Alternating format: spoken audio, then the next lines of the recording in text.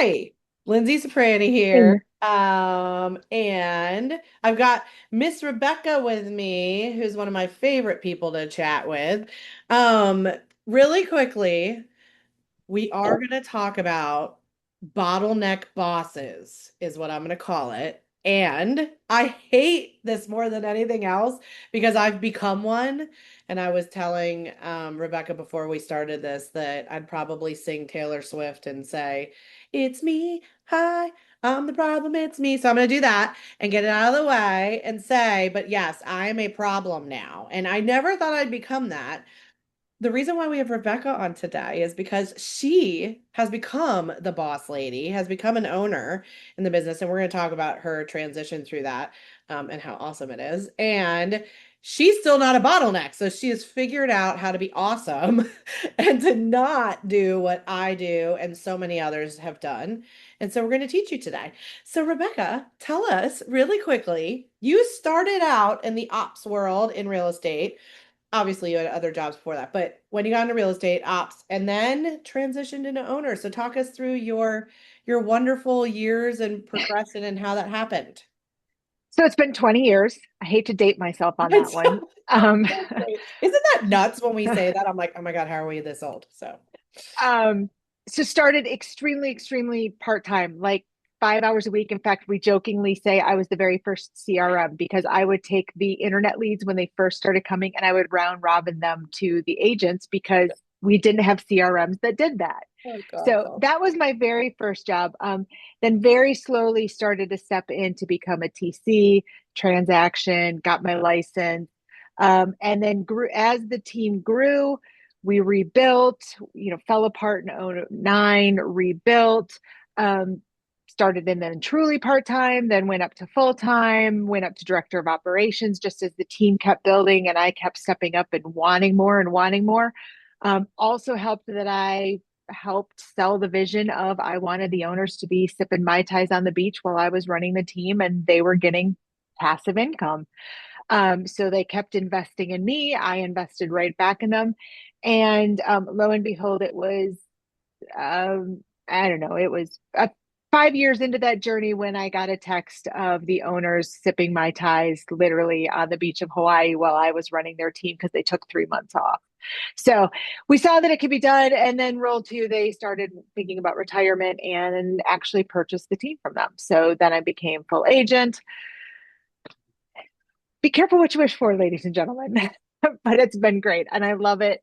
And I love being able now to see the whole thing and bring others along that journey. I love So, it. Well, and we were talking, I was like, okay, so now you're owner. And so like you're a bottleneck now. And she was like, no, no, I'm not. And I was like, how do you do that, Miss Rebecca? How do you help people like me that were like, I'm never gonna be that, and now we're here we are. well, some of it is mind shift because, first of all, I've been the person who has waited for the bottleneck. I have been the one who put in really, they wanted this project done, they wanted it, and I've spent time and energy in there, and then I'm waiting for the approval. Yeah. Or I'm waiting for the editor's mark.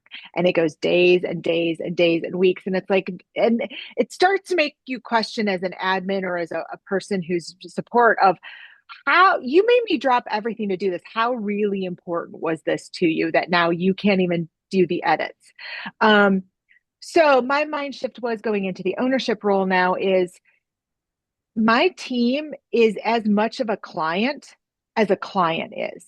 So I think a lot of us are like, oh, I got to get the client this, I got to get the client this, you can wait. I don't see it that. I see them as a client that almost supersedes because guess what? I have to see them every day. They don't just do a transaction. I'm not going to say go away because I don't want to be, or I'm not a turn and burn agent, but yet I still come into the office every day and have to do. So I have taught my team to give me a deadline. You tell me you need it by noon tomorrow, you're going to have it by noon tomorrow. That kind of thing. So I'm a big deadline person, and that's just they give me a deadline, a reasonable deadline, and I agree to commit it. It's the same way if I tell a client you're going to have a CMA by the end of day today, you're going to have a CMA by the end of day today. But so So many of us have great intentions around that, and then we blow through that. What do you think is the why? I mean, I know we said like, hey, you were the person that was waiting for years, so you don't love that. But like, how have you trained yourself or stayed committed to like, I'm gonna hit my deadline. I learned how to say no, Okay. and I learned how to say yes, and here's how that happens. So I've also very much learned how to say, I can't do that by the end of day today, but I can do it by the end of day tomorrow. Is that okay? So Hmm. I'm not saying no, but I'm saying yes, and here's my boundaries for it based on my schedule and the commitments that I've already done. And I have also learned that you can't say yes to everything. So I've learned how to be very, very picky with my yeses. Um, Well, I love that. And not everything needs your approval, right? So how do you pick and choose what things somebody can have autonomy around and what things they can't? so an exercise that I'd love to do, not only on the admin side of things, but Yeah. also in the ownership, is a calendar exercise. Learn that it's a pain in the butt to do, but 2 to 3 days, you literally, from the moment you wake up to the time you go to bed, every 15 minutes, what did I do? And being very, very truthful around that. You spent 15 minutes BSing at the coffee pot with people in the office. You spent 15 minutes BSing at the coffee pot with people. That's fine. That's Yeah. part of team building and engaging and learning people and making connections. That's okay. Just account for it. Um, and then taking a real, real fine look of where did you spend your time? What were you spending time in that somebody else could do? What were you spending time that was actually money creating activities? And then what were things that you just can't do? I can't leverage date night with my husband. He may like if I leverage date night with my husband, but that's not very good for our relationship. So lead generating. A lot of agents love to leverage that. It doesn't always work. So you just have to kind of look and see what that is. So if I'm going to leverage something, I want to make sure that I give them the power to do what I'm leveraging them for. So I want to spend the time at the beginning to invest in them so that they build my trust, they understand my thinking, they learn how I work so that they can take it as absolutely far as they can to then just show it to me and I can glance at it and go, I'm good. Like to eventually hopefully graduate where they don't even need mine because they now know how I think and how I learn and how I work. How long do you feel like that has taken you to get to a place where somebody feels that way? So I kind of do a ranking system of, and again, expectations, clarifying my expectations. At the beginning, I want to see everything. Emails that go out, I want to be BCC'd on so I can see how they're writing so we can start critiquing some of those and changing some of the language. Um, and then I'll graduate and go, okay, you can stop BCCing me. Just put me on things that you think are important for me to know. Um, anything that goes out to the public, Yeah. there's a lot of hands-on in the beginning until we get there, but eventually they're going to start to learn the editing thoughts behind things. Um, then here's a little thing that I think has helped a lot. Yeah. Um, I used to get critique because I am a perfectionist, but I want it now. So a lot of times I was in the beginning critiqued that it felt like I was pencil whipping things. I was getting things done to get it off my checklist and not really spending the time. So then it was said to me, I want this presentation when you turn it back to me as if you were going to turn it into Gary Keller. Mm. Okay, my level of editing went up Yeah. extremely on that. So I find what they're passionate about. What is somebody that they really look up to? So, Linzee, you would have to turn this into Taylor Swift. You're about to make this proposal in front of Taylor Swift, only because you sang her song, and I know you kind of respect her as a businesswoman. Yeah. Your level of what you're going to turn in is going to be way higher than just me. So Yeah. when I kind of start doing that, I'm like, Taylor Swift provable. Like, don't give this to me until you would be comfortable putting your name on this to submit to Taylor or Yeah. whoever that be, a Mel Robbins, a Tony Yeah. Robbins, whoever that person is that you look up to, your pastor, whatever. Yeah. Once you get that, all of a sudden their level of caring goes up because they're like, yeah, I wouldn't turn that into Taylor Right. kind I of love thing. that. Well, and so, I think if we really talk about bottlenecks, so we're going to talk ROI. So, like, once releasing from these things or, actually delivering on deadlines, very important, and meeting those deadlines so that somebody can actually push things out for you. So we'll talk about the ROI in 2 seconds, but I think it's really important for people to understand that, like, there are things that, like, yes, you can hold on to them in the beginning, but you have to graduate people out of that. And so let me ask you this. Once somebody graduates out of that with you, if they make a mistake, right? So something goes out to the public, huge typo on there. We're all human. We're all human. And do you think that that makes you and the company look horrible? So here's something. One of the first things I did in my extremely part time was I also did event planning for the team. So anytime they had events, I would put them on.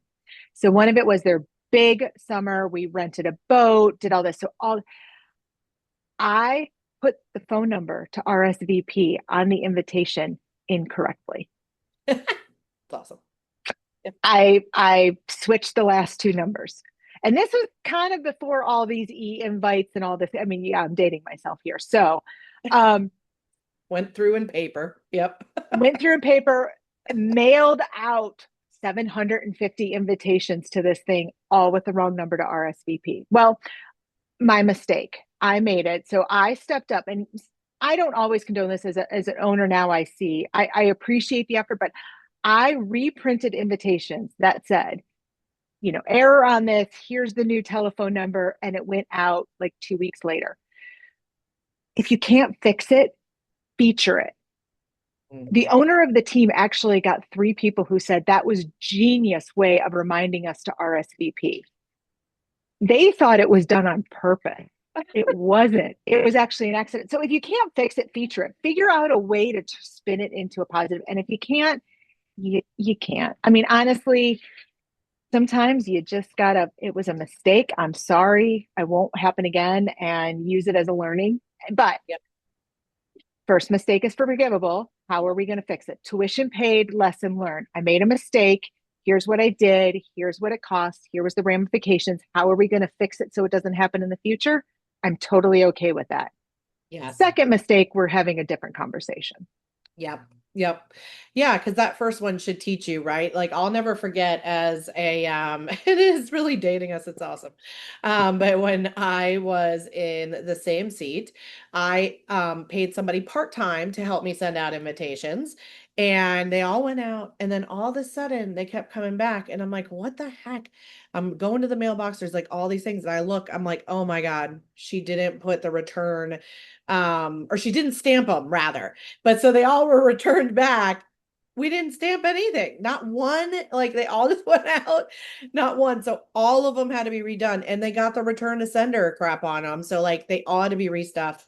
And it was just a funny thing because it was like, did you not check? And I was like, I thought, I didn't think I'd have to check that one. So I will say there are lots of times when you shouldn't have to check things and things happen and it's a person thing, and then just fix it. Like, it's just move on, fix it, learn from it. It's not going to happen again. And by the way, no, you shouldn't have to check that kind of stuff. Like, crap happens. And and also dating ourselves, I have also had somebody who came to me and said, so if I wanted to mail this, where do I go and what do I do? Like, Yeah.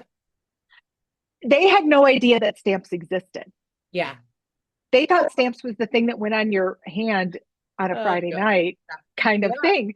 So we had to have a whole conversation of what actually is the post office and how do you send outgoing mail. So Life is weird I these days. guess that's another thing as we age. And I don't want to think, but Yes. don't make assumptions because Yes. Yep, because everything's Evite and stuff now. All right, awesome. So ROI now that time. we dated ourselves. So what is the cost really of, like, somebody being a bottleneck in their business? Because we know a lot of you are. Well, let's start first on the as the owner or the person who's creating the bottleneck. Uh, I love to take my people through what do you make in a year, divided amongst the 22, as if you're a commission or things like that, it's kind of hard to say what your value is because you have really good months. Take your average commission over a year, divide it by 2,000. That's your hourly wage. So Yep. if you make 75, 100, 150, 200, love all that. But would you pay somebody $150 to stamp envelopes? And if the answer is no, then my question to you is, why are you doing it? Yes. So that's the very first one. But now let's flip to the other side that you have hired an admin, and I'm going to be very super generous that you have a great person who you're paying $30 an hour as an admin because we Yep. love $30 an hour admins because they can do stuff. Yeah. And if they've done all this work and then they're just sitting there waiting for you to do this, that clock of what you've paid them to do all of that work to get that project or whatever ready, plus what they're waiting on to be able to execute that, you just lost all of that momentum and you've paid it. And it's basically the extent of sending out stampless invites. It's money that's wasted. So you're also on that back end side of things. It doesn't, you don't need it as much because you're paying a salary, but yet lost wage. They could be doing something else. They could have done something else. They could have sent something else. They could have created an email that was going to get you 4 responses of somebody who was going to do business with you right away instead of working on that project that's now sitting on your desk waiting for approval. Huge ROI. And so it's really worth it to think about it. And I will leave everybody with this. I think that Rebecca and I are probably similar here. I would rather get something done and have an issue and fix it than not get something done. And so there are times that I'm like, just go. And if there's something funky, it's funky. And like, we got to fix it later. But like, sometimes because I'm the bottleneck now and I am waiting for things and making them wait for things, it is better for me to trust and go, hey, double check, triple check everything.